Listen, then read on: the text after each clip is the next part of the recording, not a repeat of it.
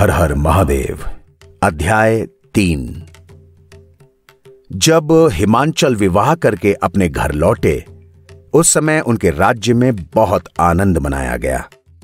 ब्राह्मणों की सेवा की गई, उन्हें दान दक्षिणा देकर विदा किया गया। उसके बाद देवता, ऋषि मुनि आदि अपने मनोरथों को पाकर हिमांचल के समीप पहुंचे।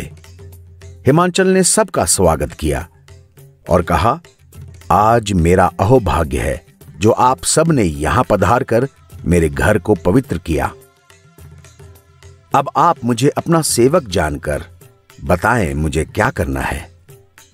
हिमांचल के इन विनम्र वचनों को सुनकर देवता और मुनि अत्यंत प्रसन्न हो गए और बोले, हिमांचल, हम लोग तुम्हारे पास इसलिए आए हैं कि तुम्हारे द्वारा देवताओं के कार्य की सिद्धि होनी है।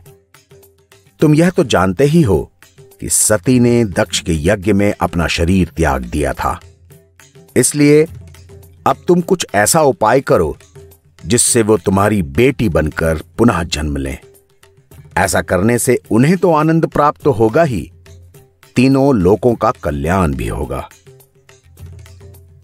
इस प्रकार हिमांचल को युक्ति बताने के बाद सब देवता भगवती जगदंबा की शरण में गए और उनकी प्रार्थना की। उस समय आदिशक्ति ने अपने पूर्ण स्वरूप को प्रकट करके उन्हें दर्शन दिया। वे भगवती श्रेष्ठ रथ पर विराजमान थी और उनके शरीर से करोड़ों सूर्यों के समान प्रकाश निकल रहा था। जब देवता उनके तेजस्वी स्वरूप के तेज को सहन न कर पाए, तब भगवती जगदंबा ने कृपा करके उन्हें ऐसी शक्ति दी जिससे वो दर्शन कर सकें। उसके बाद भगवती महामाया के प्रकट होने पर देवता और ऋषि मुनियों ने हाथ जोड़कर उनकी प्रार्थना करते हुए कहा, हे मातेश्वरी, आप सर्वश्रेष्ठ हैं। आपकी शरण में पहुंचे हुए हर जीव को सुख मिलता है। हे जगदम्बे, अब हम आपकी शरण में आए हैं। आप हमारे मनोरथों को पूरा करें, अर्थात पृथ्वी पर दूसरा जन्म लेकर शिवरानी का पद ग्रहण करें, जिससे सब देवताओं का दुख दूर हो और ब्रह्मा और विष्णु को भी प्रसन्नता मिले। इसके अलावा सनकादिक जो भविष्यवाणी कर चुके हैं, उसको पूरा करना भी अब आपका ही कार्य है। इसलिए आप हमारी इस प्रार्थना को अवश्य स्वीकार करें। हे नारद, देवताओं द्वारा की गई इस प्रार्थना को सुनकर भगवती जगदंबा प्रसन्न हो गई और बहुत ही मधुर वाणी में बोली, हे देवताओं, हमारी अपनी भी यही इच्छा थी। अब हम तुम्हारी प्रार्थना को स्वीकार करके अवश्य ही अवतार लेंगी।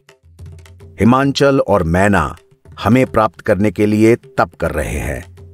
उनसे बड़ा भक्त और कोई नहीं है, इसलिए उन्हीं के घर में हम जन्म लेंगी। अब तुम सब लोग हमारे कथन पर विश्वास रखकर अपने अपने घर को जाओ। हम तुम्हारे दुख को अवश्य ही दूर करेंगी। और सुनो, हम तुम पर एक गुप्त रहस्य और प्रकट किए देती हैं।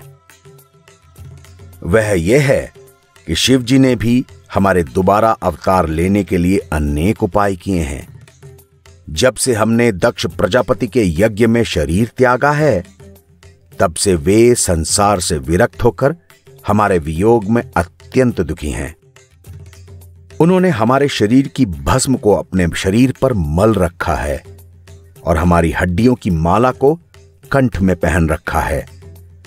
हमारे वियोग दुख में दुखी होकर वो अब अकेले ही वनों में भ्रमण करते रहते हैं और देवताओं की सभा में भी नहीं आते हैं। इसलिए तुम अपने मन में किसी भी प्रकार का संदेह मत करना। इतना कहकर भगवती जगदंबा अंतर्ध्यान हो गईं। तब सब देवता भी उन्हें प्रणाम करके अपने अपने लोक को लौट गए। हे नारद, इस चरित्र को जो भी सुनेगा या सुनाएगा, उसे परम पद मिलेगा और उसके यहां धन, संतान, सुख आदि की निरंतर वृद्धि होती रहेगी।